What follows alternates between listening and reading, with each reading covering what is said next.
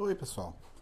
Bom dia, boa tarde ou boa noite, dependendo do horário de quem estiver assistindo neste momento, ao canal Espiritismo e Renovação. É com muita alegria, com muita satisfação que recebo aqui aos irmãos e às irmãs.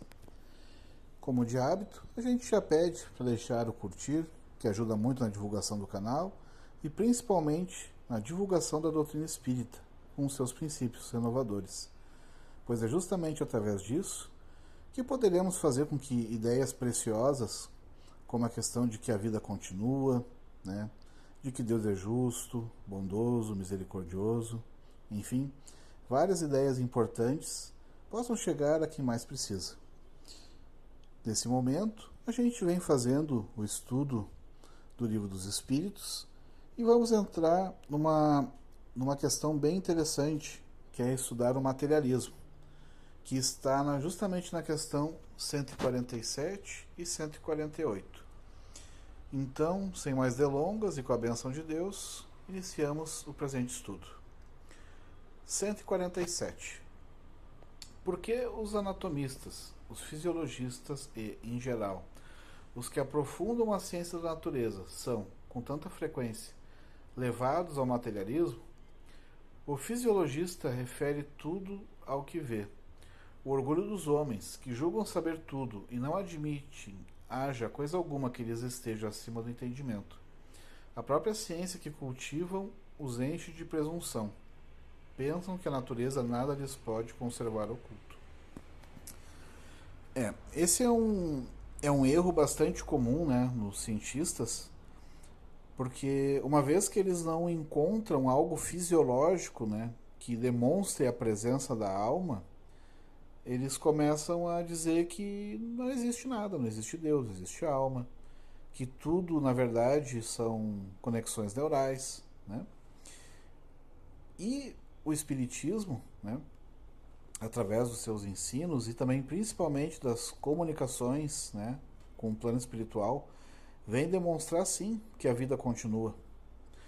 Um exemplo, né, como eu já cito em várias outras oportunidades, é sobre um médium mineiro, Chico Xavier. Em dado momento, havia um pai, né, judeu, e ele havia perdido seu filho. E ele estava, assim, digamos, desesperado, né, inconsolável.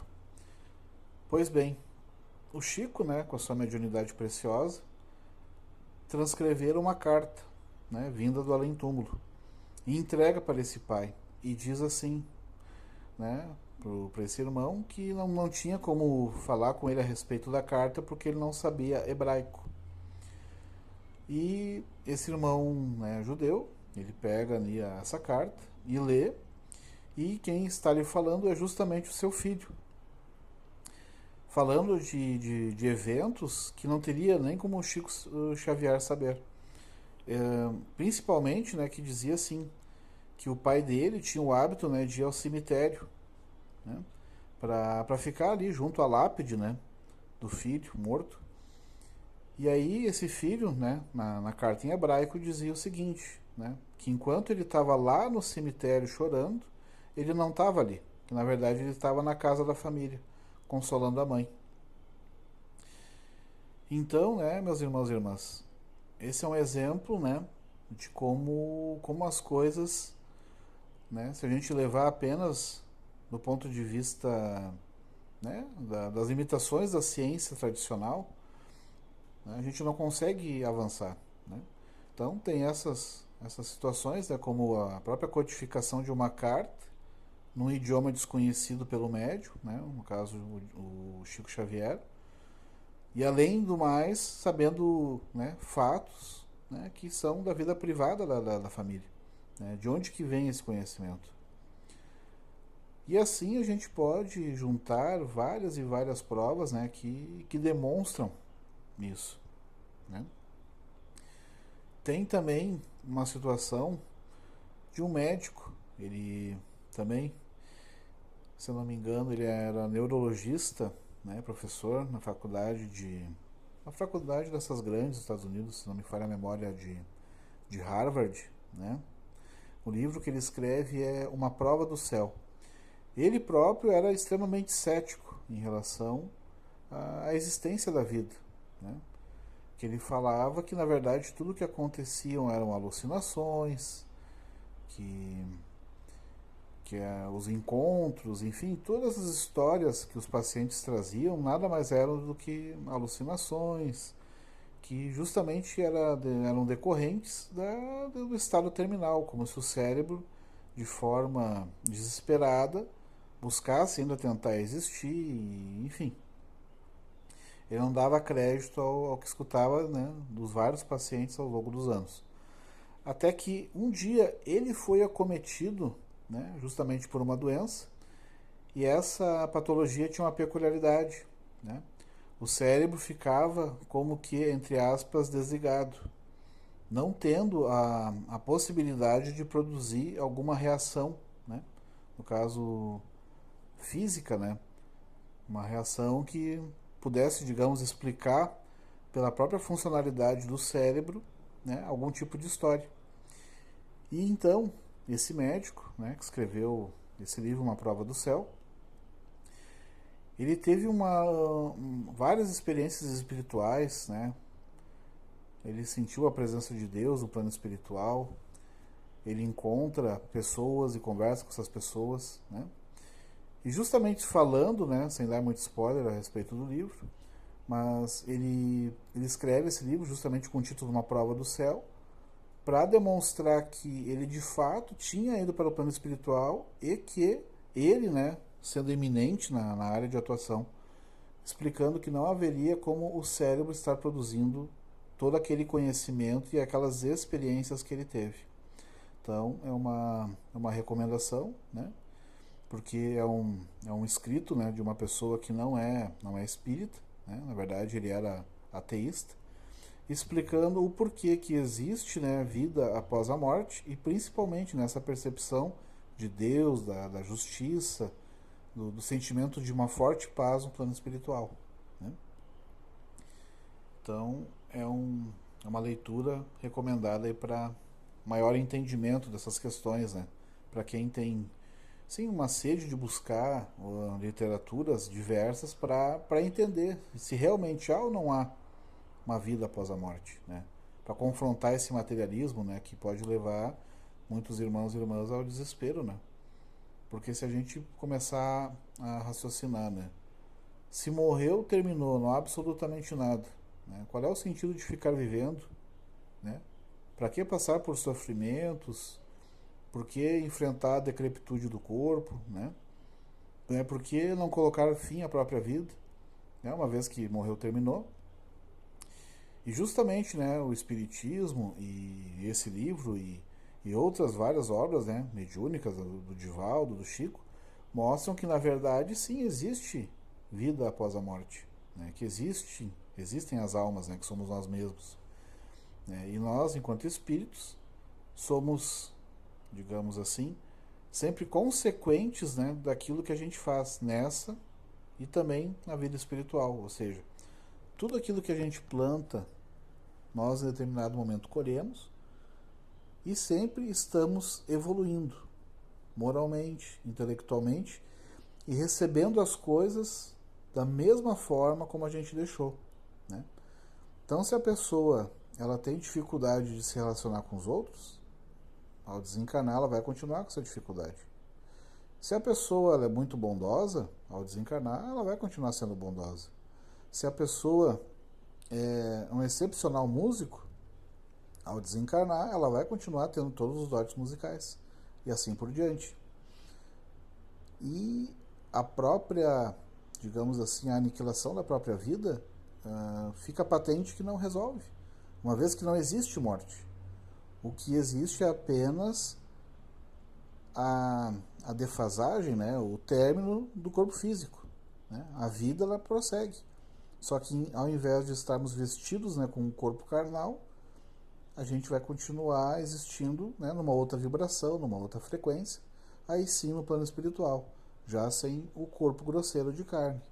Mas que, apesar de ser, né, ter as suas limitações, suas dificuldades, o momento que a gente está encarnado é muito importante para quê? Porque é justamente o momento que a gente pode provar para nós mesmos Tudo aquilo que a gente pensou no plano espiritual, né, que a gente definiu como importante, né, para os nossos aprendizados, né, e fica para um momento posterior, né, e na verdade eu já comentei em outros vídeos aqui, né, no YouTube, fica sempre a recomendação para que as pessoas assistam, né, os vídeos pretéritos, né, que já foram publicados. Também tem palestras publicadas e a gente também trata dessa questão da motivação do esquecimento, né?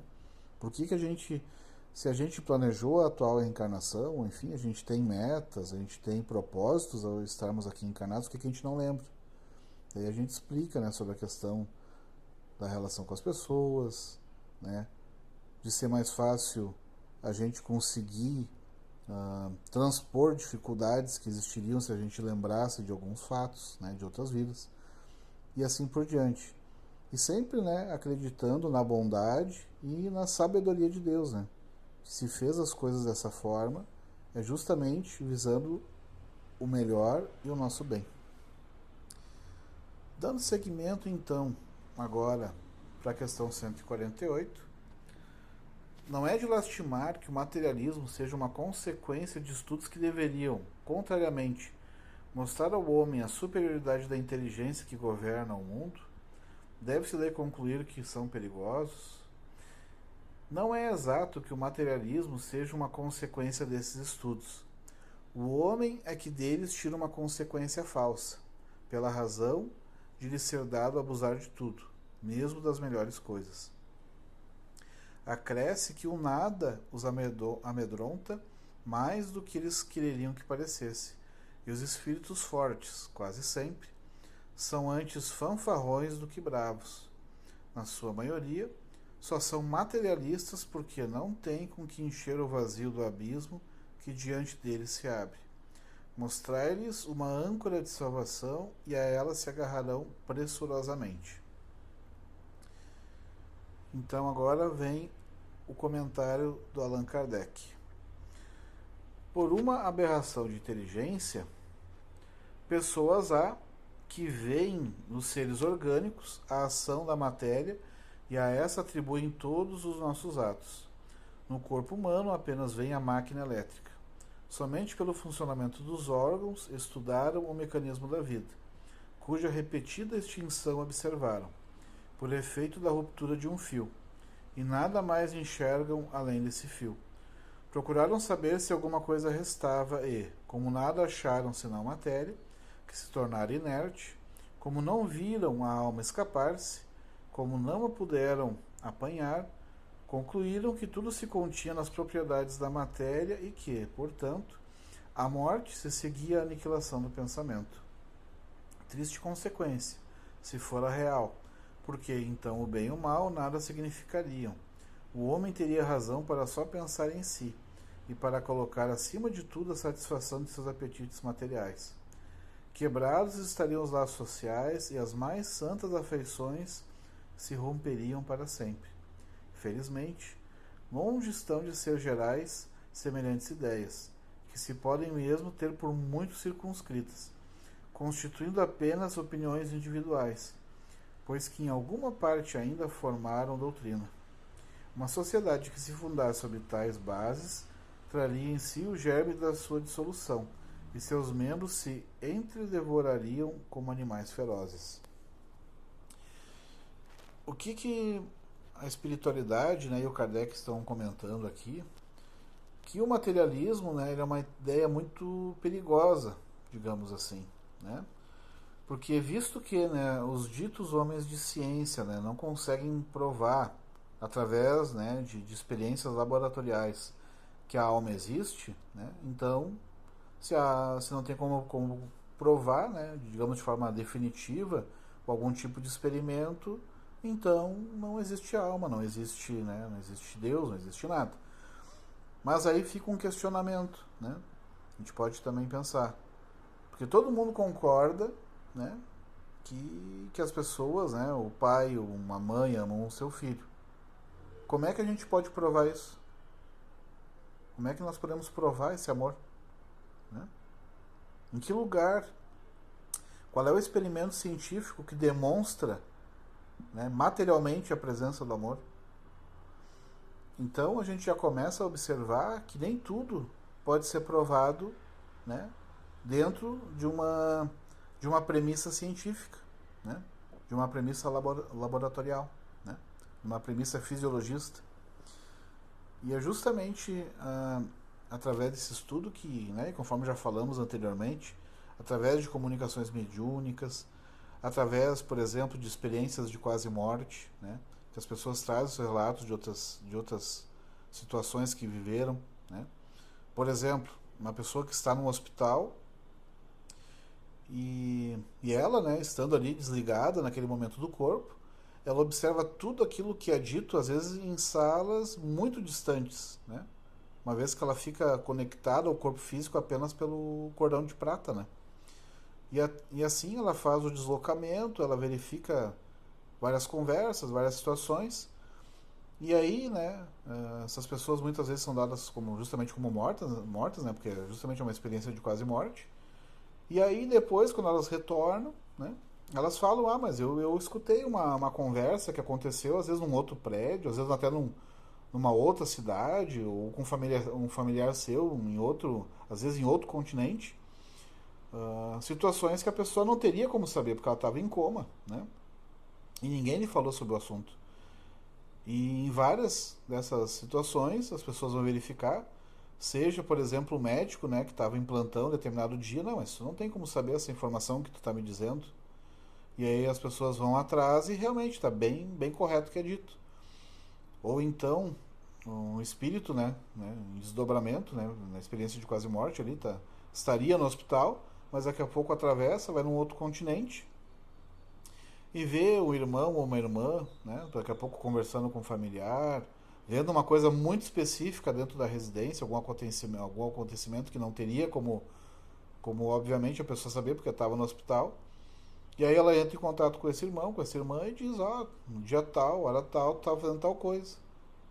E aí as pessoas se surpreendem, mas como é que tu sabe disso, né? Tu não estava no hospital nesse momento? Enfim, tem várias e várias experiências que trazem, né, fatos inusitados, né? Que não teria como a pessoa de fato saber. Tem um canal no YouTube também que fala sobre se a pessoa botar experiências de quase morte. Tem o canal Quem Somos Nós, que traz N relatos de pessoas, né, que passaram por situações nesse sentido. E, e são maneiras de a gente conseguir, né, avaliar, né, a presença do plano espiritual, da vida após a morte, né, de que tudo é muito mais amplo do que a gente imagina. Né? O próprio, o próprio exemplo que eu citei anteriormente do Chico, né, fazendo uma psicografia de uma carta em hebraico, né, enfim, várias e várias questões para a gente refletir. Continuando então a leitura, né, o comentário do Kardec.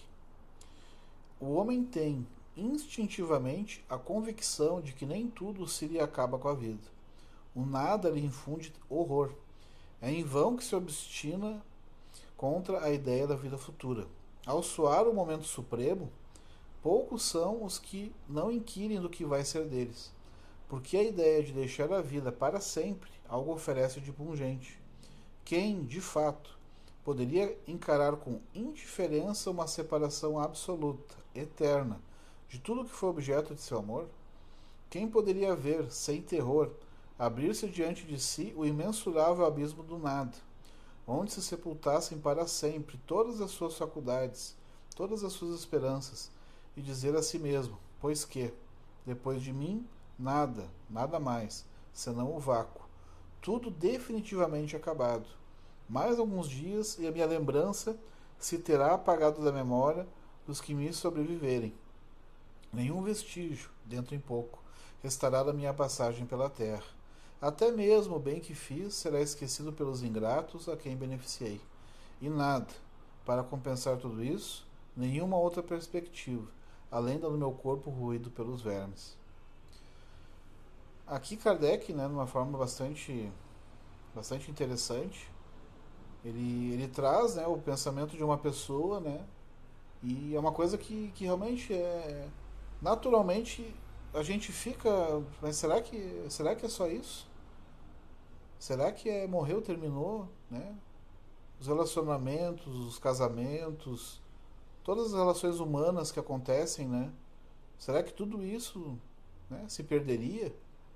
Então, as pessoas que nós amamos, né, as amizades, enfim, tudo isso se perderia com o passar, né, do tempo, com a morte que é inexorável, né? É um pensamento que realmente causa terror mesmo.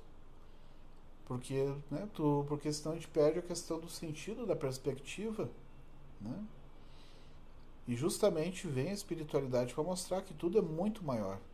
Que todo o bem que a gente faz, que isso continua ecoando, né, dentro de nós mesmos e nos outros. Que tudo aquilo que a gente faz, né, todo o plantio que a gente faz no bem, e infelizmente também no mal, que isso a gente vai carregar conosco, né?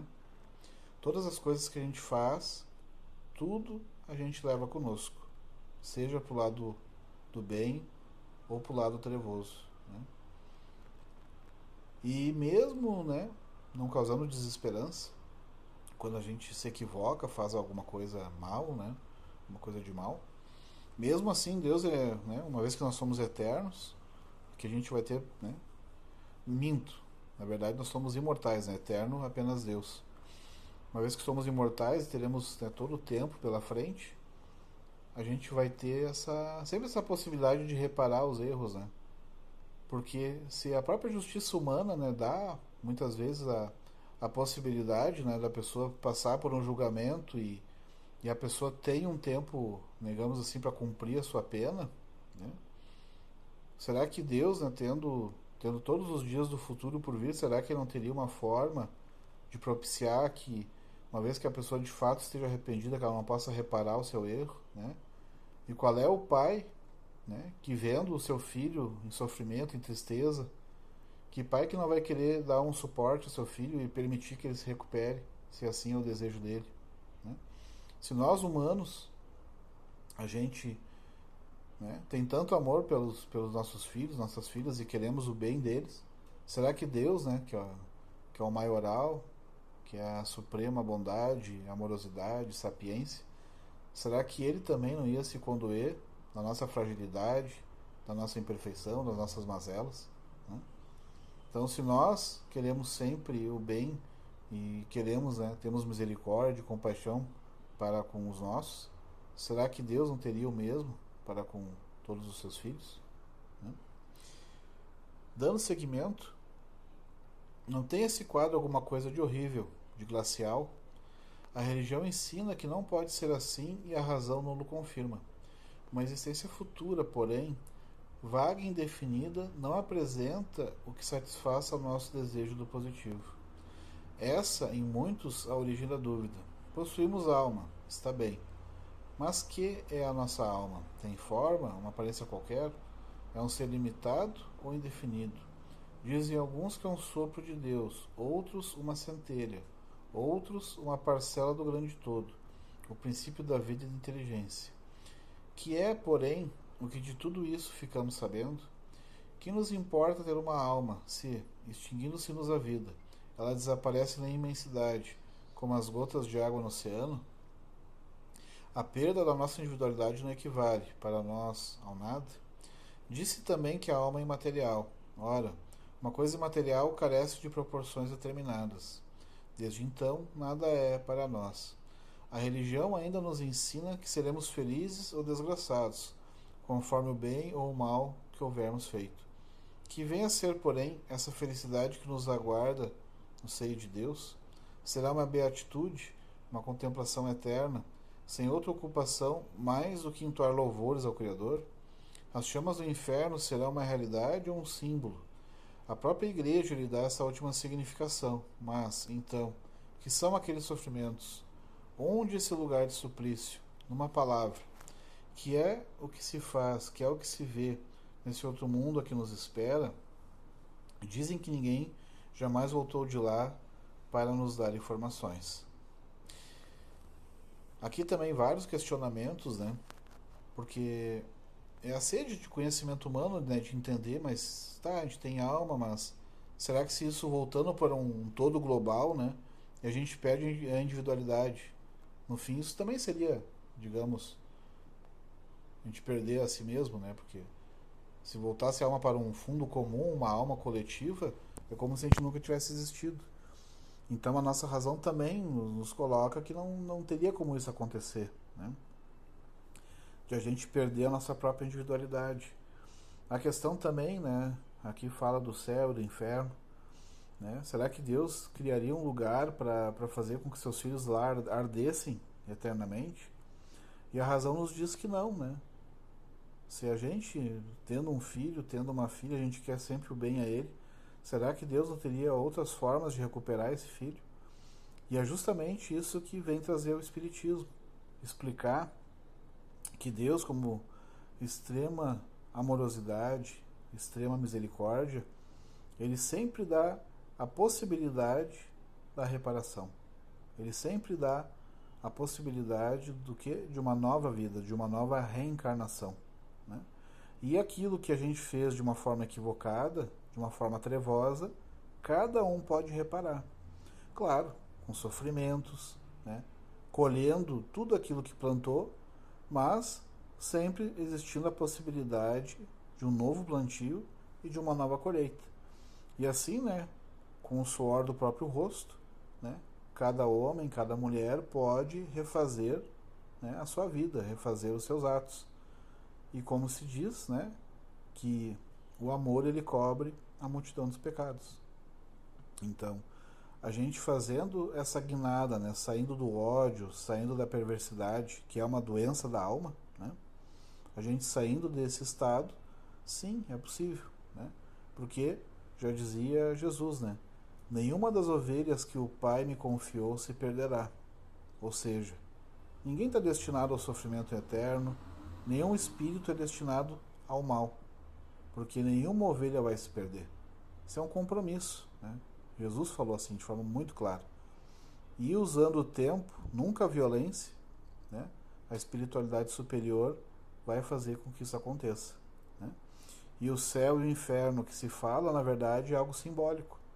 Porque a pessoa que faz o bem e tem a consciência tranquila, ela está no céu. Por outro lado, a pessoa que está nas trevas, né, na escuridão moral, isso traz angústia, traz extremo sofrimento, né? E isso sim é o inferno. Ter a consciência pesada, né? Saber que se equivocou, né? Mas mesmo assim, sempre há a possibilidade, né, do perdão das ofensas e da pessoa recomeçar, né? Sempre há a possibilidade do recomeço. E por isso, né, novamente, a promessa do Cristo, de que nenhuma ovelha vai se perder, porque Ele é o bom pastor. E Deus dá essa possibilidade, né, aos nossos irmãos mais velhos, né, que nem o Cristo, de guiar esse rebanho, né, que é o rebanho terreno. Também é dito ali, né, que ninguém voltou para dar notícia, né, de que existe vida após a morte. Bom, mas aí é justamente que entra o Espiritismo, né, as cartas, né, psicografadas, né, esse livro, né, também que eu comentei, né, a respeito que fala, né, que é uma prova, né, da vida após a morte, enfim, tem várias situações que remontam a isso, né, que mostram que sim, existe vida, e além das questões lógicas, né, de argumento, tem essas questões, essas provas físicas, né, inclusive, né, que nem já falou do Chico Xavier, do Divaldo, e vários outros exemplos, né. Também tem pinturas, né, no programa do Jô Soares também foram feitas várias e várias pinturas, né, a pictografia, né, de quadros famosos, né, de pintores franceses e feito num tempo brevíssimo. Enfim, sempre existem essa possibilidade, as possibilidades de estudo, né, para a pessoa que não tem o entendimento fechado, né, para que realmente queiram buscar o maior entendimento. E dando agora sequência à leitura, é erro dizê-lo e a missão do Espiritismo consiste precisamente em nos esclarecer acerca desse futuro, em fazer com que, até certo ponto, o toquemos com o dedo e o penetremos com o olhar, não mais pelo raciocínio somente, porém pelos fatos. Graças às comunicações espíritas, não se trata mais de uma simples presunção, de uma probabilidade sobre cada qual um conjeture à vontade, que os poetas embelezem com suas ficções ou cumulem de enganadoras imagens alegóricas. É a realidade que nos aparece, pois que são os próprios seres do além-túmulo que nos vêm descrever a situação em que se acham, relatar o que fazem, facultando-nos assistir, por assim dizer, a todas as peripécias da nova vida que lá vivem e mostrando-nos, por esse meio, a sorte inevitável que nos está reservada, de acordo com os nossos méritos e deméritos. Haverá nisso alguma coisa de antirreligioso? Muito ao contrário, porquanto os incrédulos encontram aí a fé e os tíbios a renovação do fervor e da confiança. O Espiritismo é, pois, o mais potente auxiliar da religião. Se ele aí está, é porque Deus o permite, e o permite para que as nossas vacilantes esperanças se revigorem e para que sejamos reconduzidos à senda do bem pela perspectiva do futuro. Essas frases também muito belas, né? Trazendo esse papel de esclarecimento, né, das comunicações, que justamente, né, porque imagina como é libertador saber que aquele irmão, aquela irmã que desencarnou, que a gente vai poder estar próximo a ele novamente, um filho, uma filha, um cônjuge, enfim. Como é libertador a gente imaginar, né, que tudo aquilo que a gente se esforçou para fazer o bem, que isso não foi em vão, né, que essas sementes de paz, de amorosidade, que a gente vai poder colher toda a consequência disso, né. A questão, né, como diz ali, né, com tantos espíritos, né, vindo aqui e trazendo, né, os relatos do plano espiritual. Nesse sentido, né, novamente falando a respeito do Chico Xavier, tem as obras, né, que o André Luiz é o autor espiritual, principalmente o Nosso Lar, né, que já tem inclusive 2 filmes. Ali já explica um pouco, né, como é que é o processo de desencarne, né, como é a relação entre o mundo material e o mundo imaterial. Então, para quem não assistiu ainda, fica esse convite, né? E assim a pessoa compreender, assim, né, de forma bem pragmática, bem concreta, como é que é o mundo espiritual, né? Então, mais uma vez, agradeço a todos que aqui estiveram, né, até esse momento, aqui estudando conosco, né? Que Deus abençoe a todos nós e que esse conteúdo, né, ele possa ser compartilhado para proporcionar uma consolação para quem esteja com dificuldade, né? Para quem também tem sede do conhecimento, que esse conteúdo possa ser compartilhado. Peço então também o curtir e a inscrição no canal, que são formas, né, de fazer com que esse canal prospere e principalmente para que a palavra, né, do Espiritismo siga adiante e possa consolar os corações. Que assim seja.